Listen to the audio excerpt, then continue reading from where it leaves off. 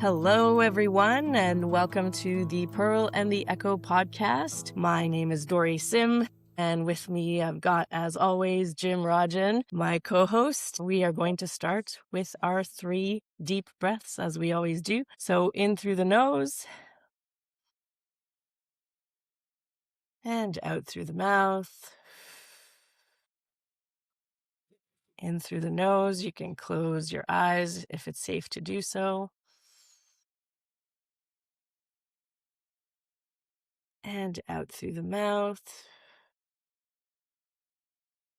And last one, just like that, take the biggest breath you've taken so far today.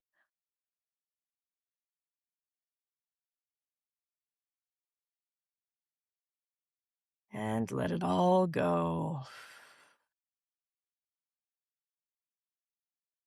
Okay, Jim, take it away. Thank you so much, Dori. Welcome, everyone. Really hope you're well. The quote for today comes from Kahlil Gibran. I treasure the book, The Prophet, and I've read it 1,000 times. And if you saw my copy, you see how it's falling to pieces and there are pages missing. And the quote is, there's much more of it, but I'll give you the part that I really like, which goes like this. You talk when you cease to be at peace with your thoughts, and when you can no longer dwell in the solitude of your heart, you live in your lips. I picked this because I keep having conversations with people and clients about the modern epidemic of loneliness, and modern life just becomes more and more lonely. I remember when I lived in London for about 20 years, there was millions of people all around me, and I never felt so alone in all my life. And that's getting more and more and worse and worse. And as we all are starting to live through things like social media as if those are our real friends and that's our real life, we do get more and more lonely. And it seems to be something that's really difficult for people to handle. The best way to make a human being lose their mind is put them in solitary confinement in some way or other, isn't it? A lot of people also find it very difficult to meditate. I've got myself to this place where I love just being quiet on my own. I almost need it, and I need that solitude, and I need that quiet time with my own thoughts, but not necessarily with my own mind.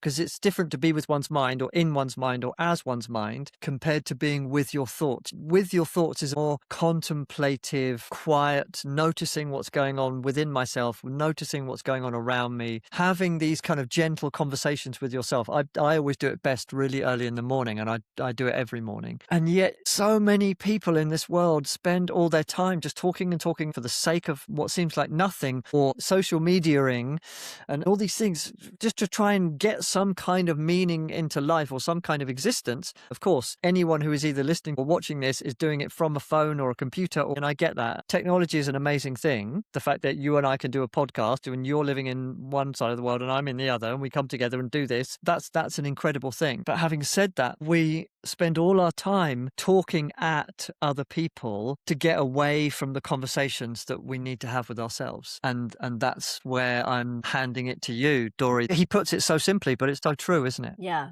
it's funny because I'm a talker. I love to talk. I've learned over the years that often what I'm doing when I'm talking, when I'm calling a friend or I'm talking to a colleague, or is I'm trying to talk through what's happening for me internally. And sometimes that's okay. We're human beings. We need to do that. But sometimes I've learned that if you're having difficult emotions and you are trying to process them maybe at someone and not with someone, it's actually detrimental. That's when you need to have a conversation with yourself first. You need to figure out, why are these emotions or thoughts or feelings coming up for me? What does it mean for me? What do I need in this moment? And then figure out, okay, maybe this person hurt in the heat of the moment. Yelling at them or getting into a whole argument isn't helpful because you haven't figured out what those emotions are. You're just spewing them at somebody else. All of us do that. It's so normal and human, right? It requires, I think, a level of emotional intelligence to be able to pause and say, hey, there's a lot of feelings coming up for me. I don't think it would be helpful to continue this conversation right now. Let me figure out how I'm feeling and what I want to say, and let's come back to it, right? But That's really hard. I've never done that. I usually just shut down or I get really upset. This idea of being at peace with your thoughts and being able to just observe your thoughts, because your thoughts and feelings are just these, passing ships. They're Yeah. real.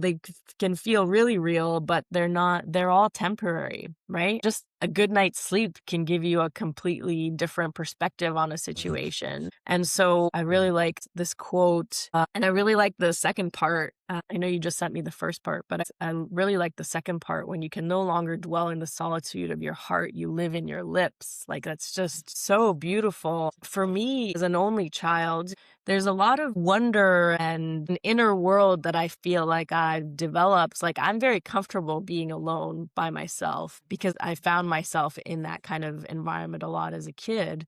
Right. And so now, as an adult, I don't have a lot of alone time and I crave alone time. I Right. crave it. Recently, I had a birthday and I said, for my birthday, I want to run away from all of you and go to a hidden location that no one knows. And if you're lucky, if all of you are lucky, I will come back. So you can see it's gotten to a point where I need alone time so much that I'm angry at the people who want to spend time, all the people that I love that I want to spend time with, of course. But I'm like, oh, I need to get away from everyone and everything because I'm not having enough of those internal conversations. I'm not creating enough art that is processing those feelings. They're all just kind of sitting with me. And so it's an important reminder that this is not just a Buddhist or a meditation spiritual thing that you should do or you need to do. I think it's like a human that is really powerful and that we all need. Yeah, I think I'm done with spiritual now, and I'm going with human instead. And this is really nice what you just said. We're all scared of having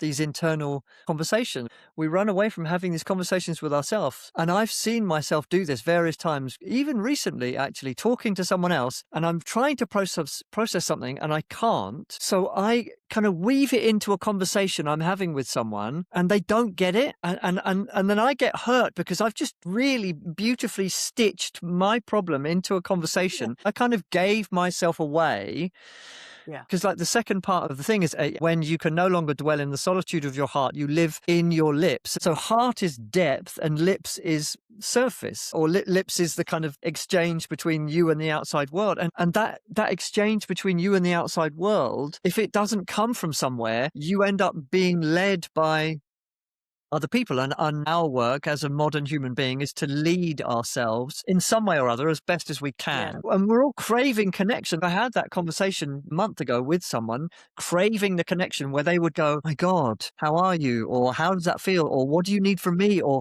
let's go into that one. Let's dive in.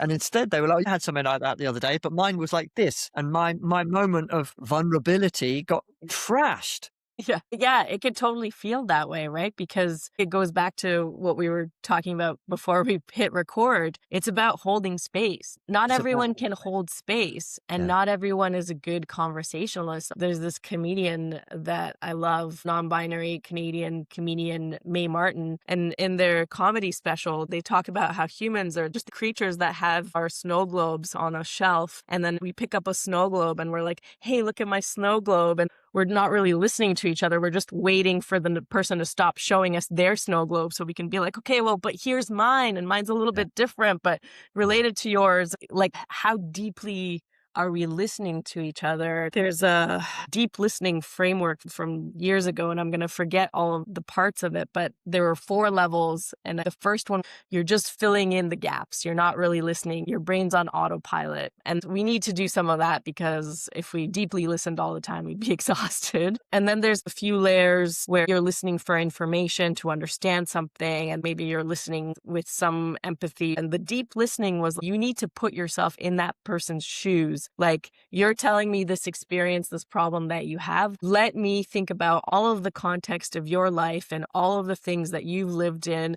that I know about you. And let me put your situation through that lens and then really listen and then say, that sounds really tough, Jim. Tell me more about that. How are you navigating that? How can I help? What do you need? Because I know that you went through this as a kid. Yeah. So that's a different conversation than, "Oh, let me Completely. tell you about my problem." That's Yeah. similar but different. It's a completely different conversation. And I think we all do our best in life and we do the best that we can with what we've got in the moment. And things like talking based therapy is amazing in so many ways. And I'm not saying don't talk, just sit on your own and work it out yourself, because it's not that either, is it? It's giving yourself these moments where you actually have conversations with yourself. I do remember when we've talked about this before, when I was a kid, I was told talking to yourself is the first sign of madness. And I'm like, no, no, it's not. It's the first sign of sanity. It's absolutely the first sign of I sanity. I was told that it's healthy. Like a classmate of mine in high school, a very, very vivid memory because he would talk to himself all the time. He told me, actually, it's been scientifically proven that this is a healthy behavior. And I was like, oh, Yeah. okay. Well, I'm Right. doing it internally, but I'm not verbalizing it. But I think we're all talking to ourselves all the time, probably not in the kindest of ways because of how we were raised. But there's all these different parts within us that are kind of battling it out, right? The inner critic, the Yeah. inner child, the more positive parts of ourselves that are maybe ambitious or entrepreneurial. I think it's healthy, but then it's a skill. It's like another skill. How do you talk to yourself in a way that's helpful to you in that moment? Yeah, or an effective way, because we all shy away from difficult conversations, don't we? In fact, I found a really good guy on YouTube the other day who talks about how to have difficult conversations, and it's brilliant. And when you really understand how to have difficult conversations with other people, it just makes life so much easier. But therefore, what about all those difficult conversations that I'm not having with myself that I kind of need to have? The kind of, you can do it. That wasn't as bad as you think it is, or well, maybe that person's got much more pain and trauma than you realized and they're projecting it on you. But instead we kind of sit there and react to everything and, oh, it was my fault and I'm terrible and I'm not good enough and, oh, I should be doing this and I should have done better. I need to be a better person than this. And we come out with all these ridiculous conversations instead of sitting there with ourselves just honestly going, well, that really hurt. Yeah, I've found the conversation with yourself is super important. When I notice that it's not helpful, there's a couple different tricks, if I remember to do them in the moment, that have helped me in the past, is to try and talk to myself as if I'm my own best friend. So what would one of my closest friends that's known me forever say to me in this moment? They would probably say, "You're doing amazing. This is so difficult, but you've done way more difficult things in the past. Like, you've got this." They would cheerlead. They would completely hear me out and they would pump me up. Another trick is from Living Life to the Full course. And it was like, will this matter 6 months from now? And I think I've asked that on this podcast before. And usually the answer is no. And so it takes out all the wind from the sails of the Yeah. thing that you're grappling with. Okay, it's fine, actually.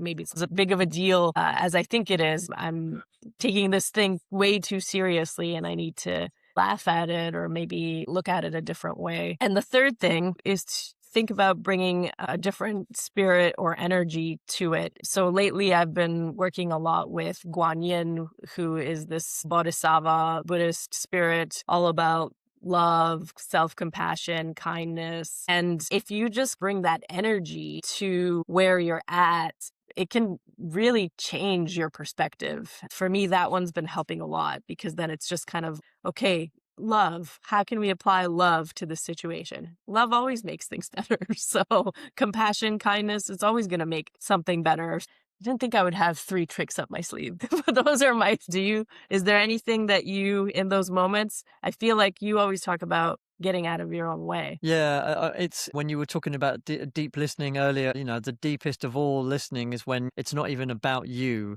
You're not even there. You're just holding that space for the other person and just really being there as 100% as possible that you can be while that person just speaks. And it's always the case that when someone starts talking and they talk their problem through, they hear themselves and they come up with the answer anyway. No one needs your advice. Any advice anyone ever gives you is never for you. It's always for them.